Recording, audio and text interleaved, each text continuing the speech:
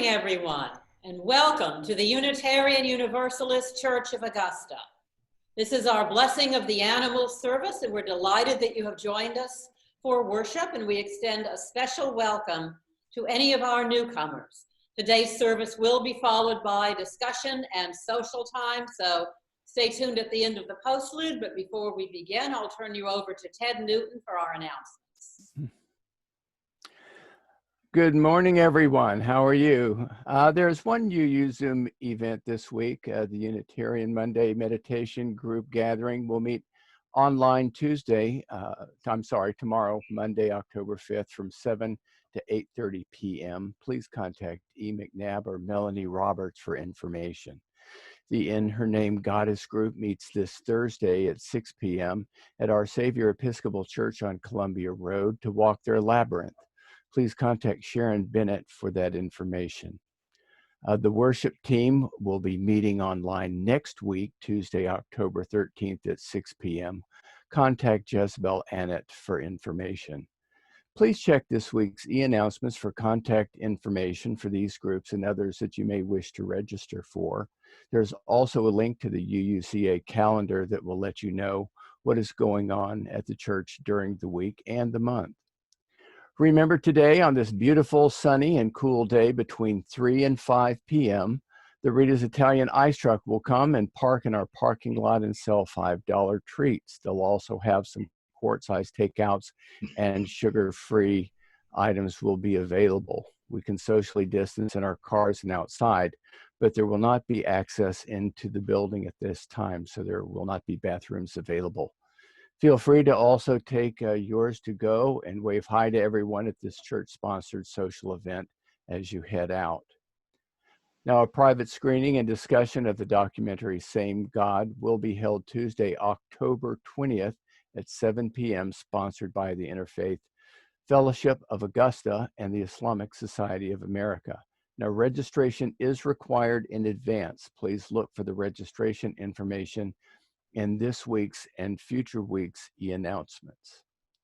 Now for the news many of you have been waiting for, based on the current infection cases and trending in Richmond, Columbia, and Aiken Tri-County area.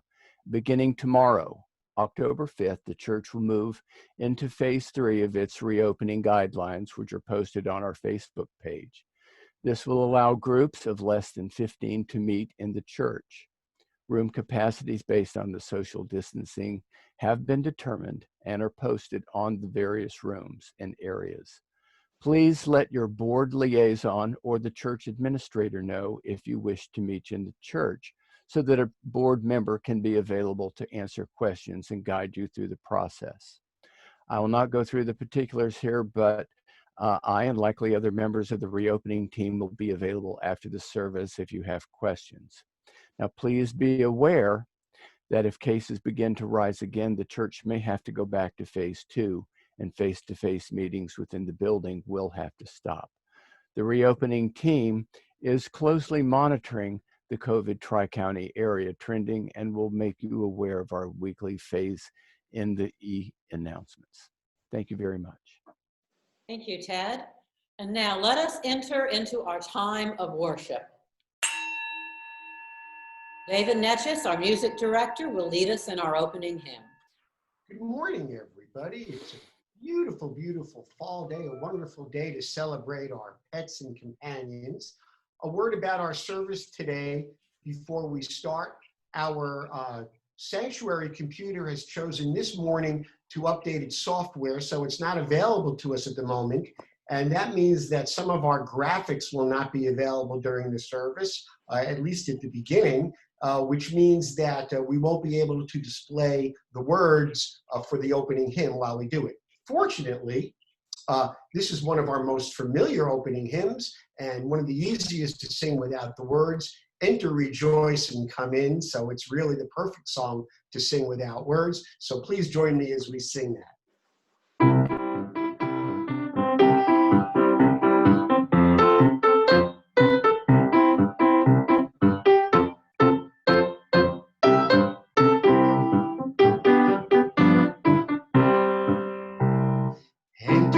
Rejoice and come in. Enter, rejoice and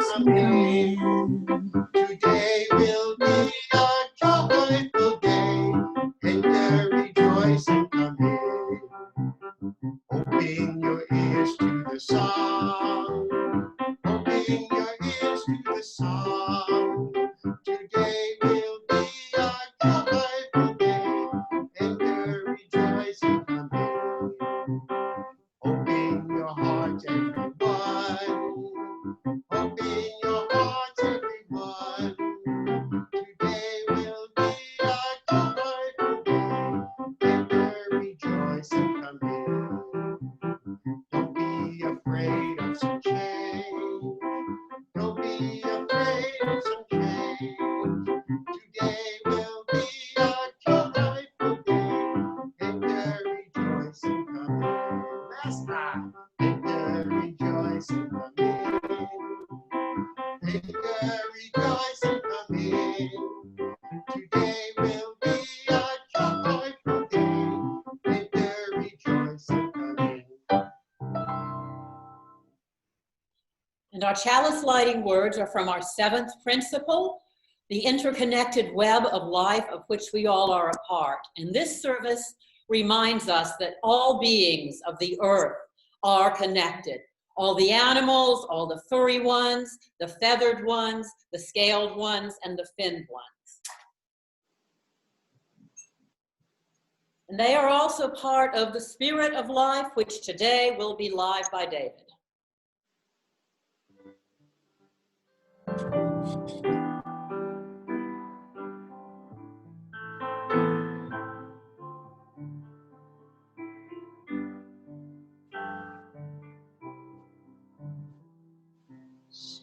Spirit of life, come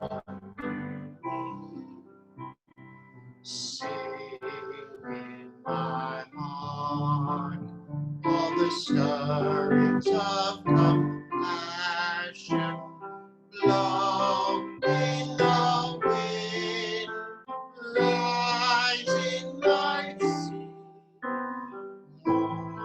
In the hand, giving life the shape of justice, roots holy flows, wings set me free.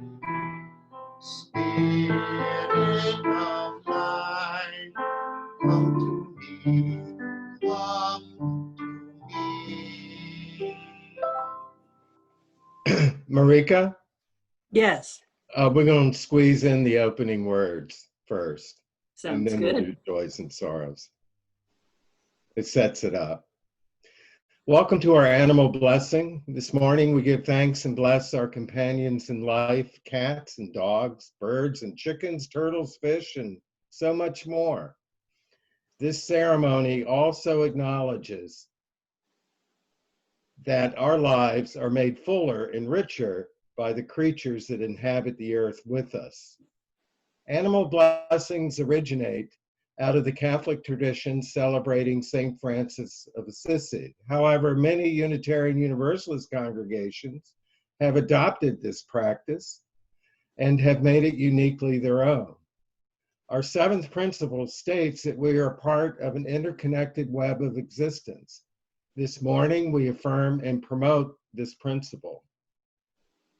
A blessing is a wish of gratitude or happiness towards a person or animal. It is for this purpose that we come together today to acknowledge how our lives have been blessed by our animal friends and to express our happiness and gratitude that they've made it so. Okay, Marika, joys and sorrows. Thank you, Don. Now is the time in our service when we are invited to share the joys and sorrows that have recently come into our lives. We first remember those who cannot be with us today. We also remember those in military service and their families.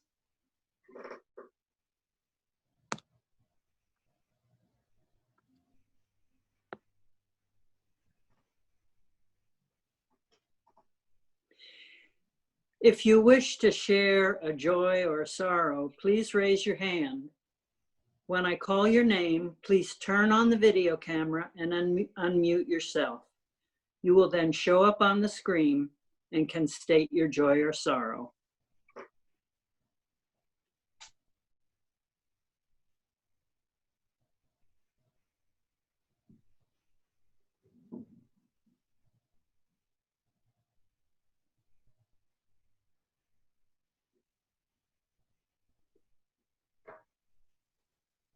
April Wilson. Just remind everyone that our pastoral care team is available. If anyone needs to contact them, they have their own email now, which we'll be sharing.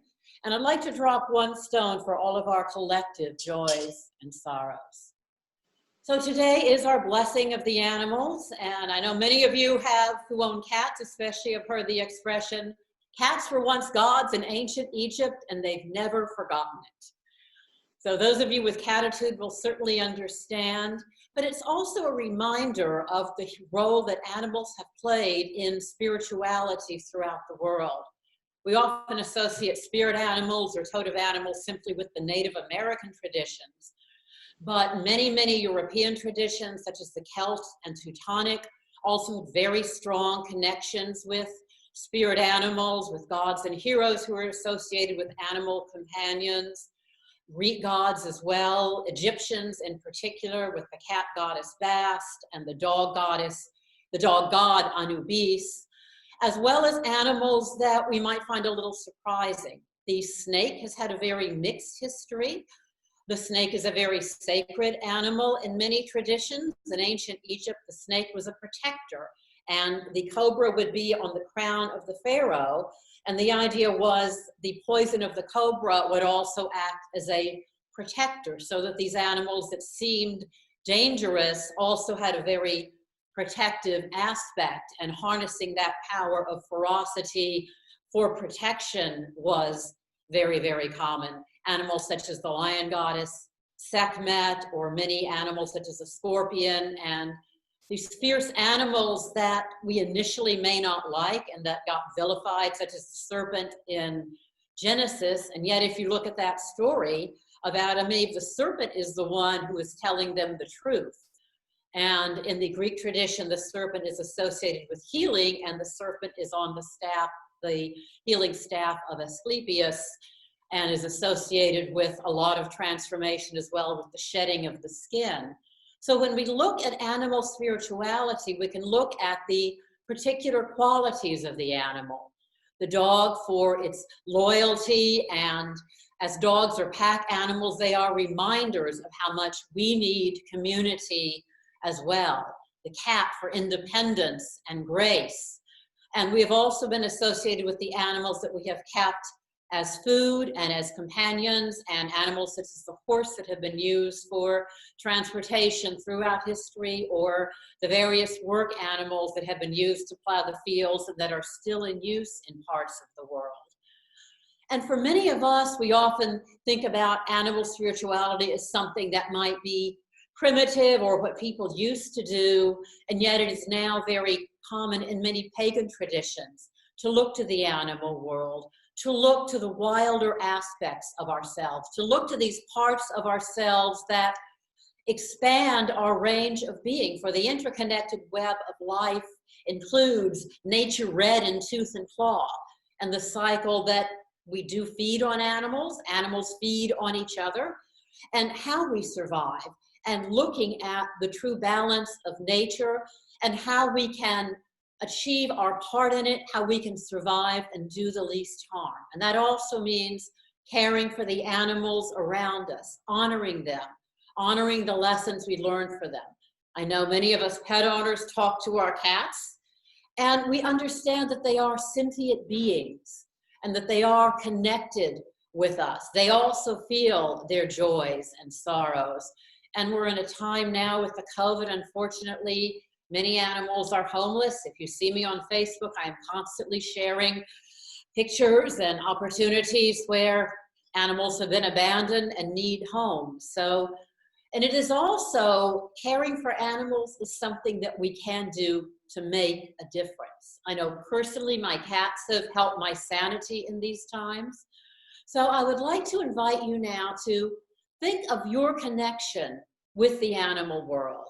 You might have a particular pet, you might even have a spirit animal. And even if you're thinking, that's sort of strange, I'm not sure I like that idea, are there any animals that you might have encountered, any animals that you might have been drawn to? And in past times, your spirit animal would be one in your region, because if you were in Egypt in 3000 BCE, you would never see a penguin. But now with the internet, we know many, many animals around the world. We're often drawn to animals that we might not have seen, that we have found about in nature shows and in learning and reading and seeing how these animals, how they adapt, how they survive, how they can enrich us. So for our meditation now, I'd like you to think about what is your favorite animal. And if you have many, just pick the first one that comes to mind. You can always think about the others later. And think about the qualities of that animal, what you might think of as the animal's strength, how the animal defends itself. And also each animal as well has its weaknesses. Some maybe have areas such that they may not be able to run that fast. Some may be bad-tempered. Sometimes there's a reason that animals such as the porcupine have their quills for defense so that other animals don't eat them. And think about their different behaviors, how they have adapted to their environment. And we also are in a time of adapting to new and changing environments as the animals have had to adapt to us.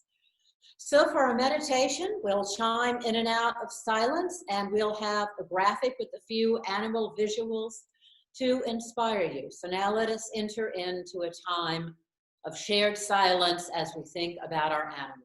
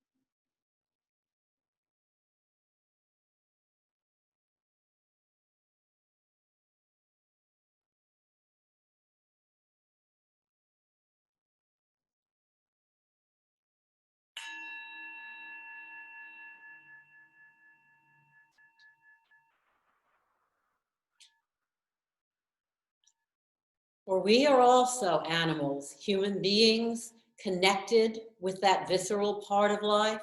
And so we come together to keep our community strong. One of the ways we do that is through our physical gifts, through our generosity.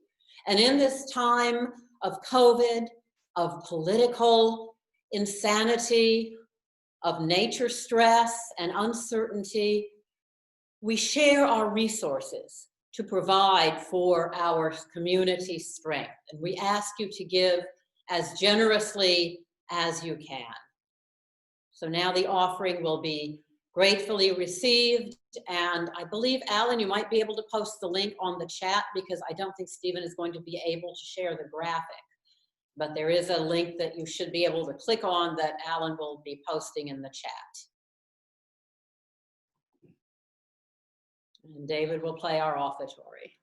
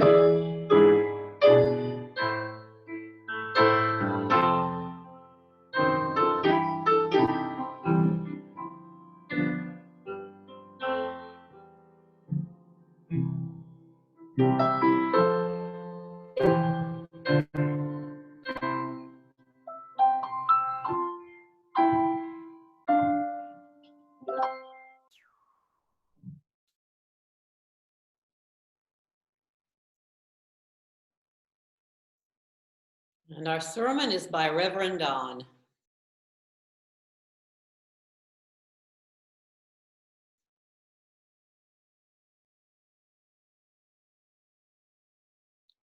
Don, you need to unmute.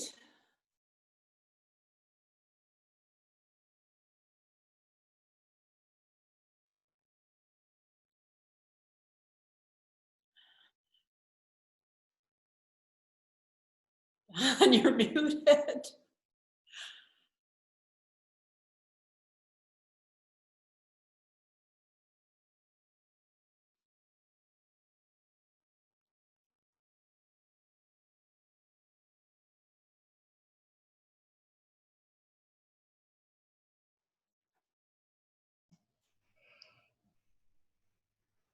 I'm so sorry. Let us do it again.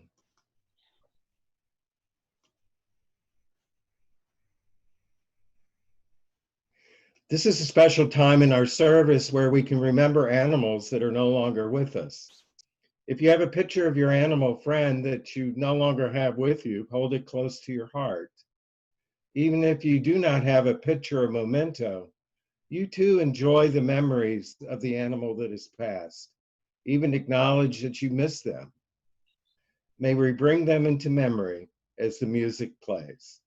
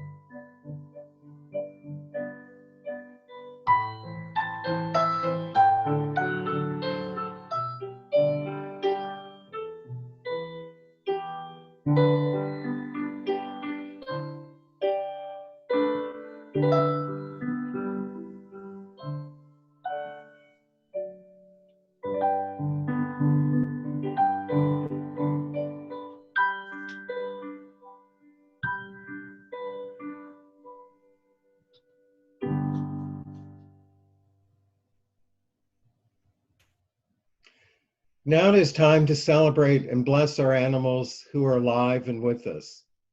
Each and every animal, may you live a long, happy, and blessed life. May there be food in your belly, a warm place to sleep, and joy in your days. My furry, feathered, and scaled friends, I greet you. You come from the same life force of creation that I do, and I greet you as a sister and brother. May your days be filled with love and whatever else you may desire. May your tummy always be full, and may you always have a place to rest. May you have many days of love with your human friends. May you play together and work together in gentleness and respect for one another. My furry, feathered, and scaled friends, I say farewell. I am happy to have met you. May your life be blessed. And now, Alan, the slideshow that Jezebel put together so wonderfully.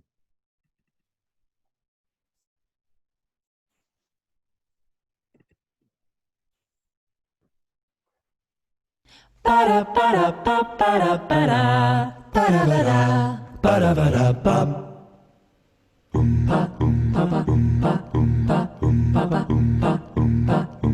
para para pa para para pa para para ya pa para para pa para para pa para para pa pa pa pa pa para para pa para para pa para para ya pa para para pa pa pa pa pa para para pa ya do do do do do do do do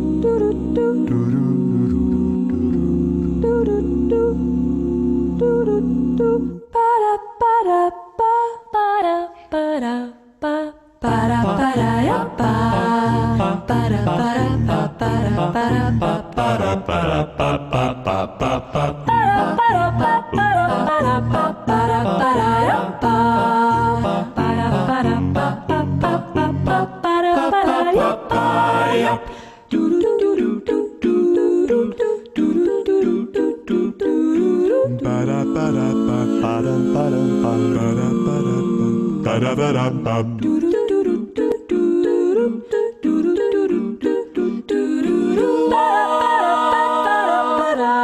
Ba-da-ba-dum-bum.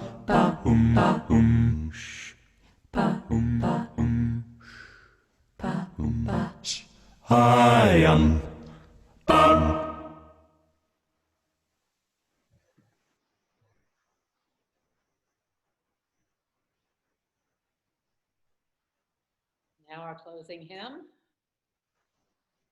Our closing hymn is going to be hymn number 175. We celebrate the web of life. That is not as easy to sing, but I will sing it. For those of you who want to look quickly, you can probably find the words online if you Google it. It's 175 in the UU hymnal. We celebrate the web of life.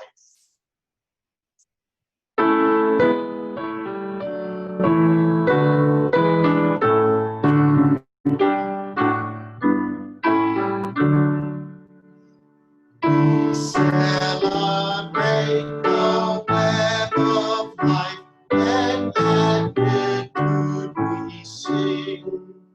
For we can see divinity in every living thing. A fragment of the perfect whole in Cadmus and in Clare. As much in tiny barnacle as in the great blue whale. Of ancient dreams we are the song, its boast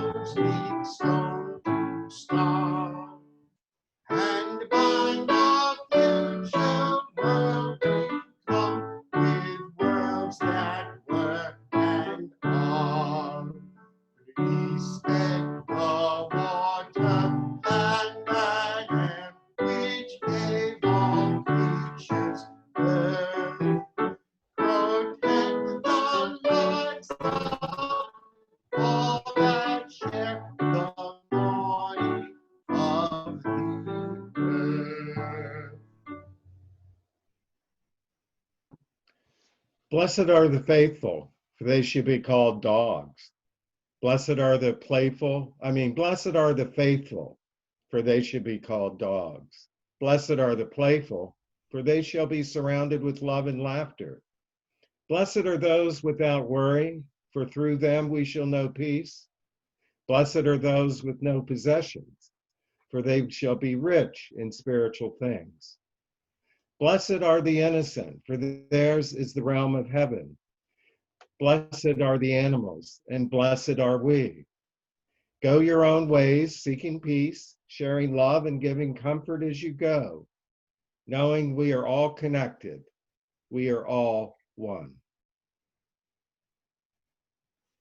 Go in peace. Blessed be.